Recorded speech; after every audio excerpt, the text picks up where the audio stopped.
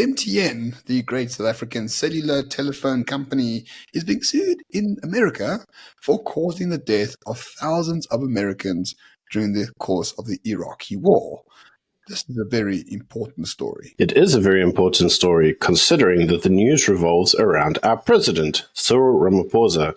So the leak in intelligence which occurred from the MTN cell phone network to the Iranian government occurred while Cyril Ramaphosa was allegedly, and so while he was the chairman of MTN, he leaked all the information to the Iranian government. Now, the reason this news is significant is not that Cyril Ramaphosa is a traitor and has defied international law around providing information to terrorist states. You could infer that, I suppose. Is that what it does show is that there does appear to have been a longer relationship between the Iranian government and the South African government. Well, think about it this way. Cyril Ramaphosa was chairman of MTN from 2002 till 2013. In 2004, MTN bribed the Iranian government to buy the license from the Turkish operator. After that, MTN became one of the largest cell phone operators in the country. That connectivity network that MTN controlled was used by the security forces and the intelligence agencies of Iran, and Iran perpetuated attacks on American soldiers in Iraq next door during the course of the Iraqi war. Now, we are not fans of the Iraqi war. We are not fans of American neocolonialism or anything like that, or neoconservatism in this case. But why this is so interesting is that MTN is being sued under the Anti-Terrorist Act in America. It is the first time that a corporation of this size is being sued in this particular way. And because it's being sued in relation to Iran, the allegation that Iran paid South Africa for the court case at the International Criminal Court of Justice, there's some coincidence there. There are some inferences that are coming out. The relationship with Iran is much older than just 6 months ago. Yes, I mean, let us not forget that during the court case against Israel, the Iranian government came out and praised Cyril Ramaphosa as being equivalent to the majestic Nelson Mandela, they said. And they obviously praised the amazing legal minds of the South African government. Prior to the case actually going to the court, the bankrupt ANC suddenly announced its finances were restored and it could now compete for a very costly election. Many individuals commented, including us, that possibly the Iranian government had actually paid for the court case. We have heard it being said through our own contacts that that might not be the case. However, it's all allegations. We don't know for certain. But what we do know for certain is that the relationship between the ANC and the Iranian government extends far further back than last week. It does, according to the allegations by the American government, extend up to 10 to 12 years prior to the court case actually occurring.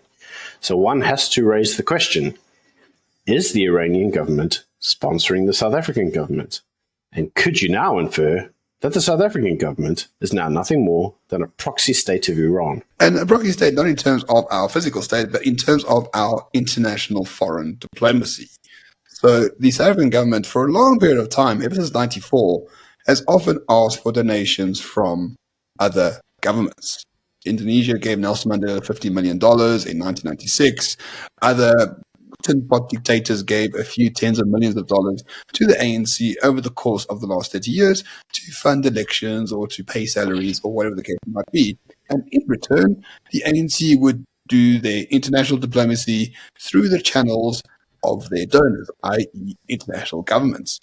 There has been a case made that the Pala Pala millions in the couch of the president were actually a donation from the Saudi Arabian government in cash, but there hasn't been proof of yet. In fact, no one can prove anything in that story because no one seems to really care about how the president of a country got millions of dollars in cash in a couch on his game farm. It's just super, super strange. But here's what you need to know about this particular story. MTN is in big trouble. The chairman of the MTN at the time of the trouble is the president of this particular country, and Iran is a common factor in all these stories going back decades. How squeaky clean is our president?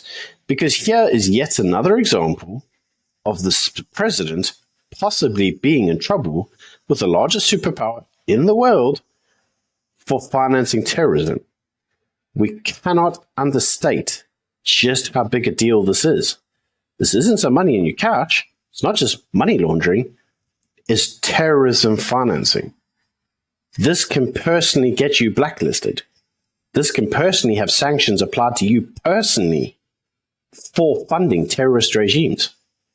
So the question really is, how serious was Cyril's involvement? At the end of the day, the court case is ongoing. We don't know the outcome yet because it hasn't been given, but we need to understand that the players in the South African corporate sector, the comm sector, and the political sector are all intertwined, and they've all worked deeply and intricately with Iran over the past 2 or 3 decades.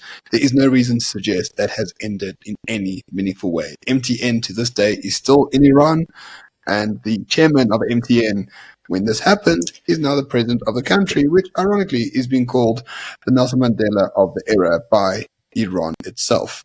Alarm bells are tingling, and they should be for you too.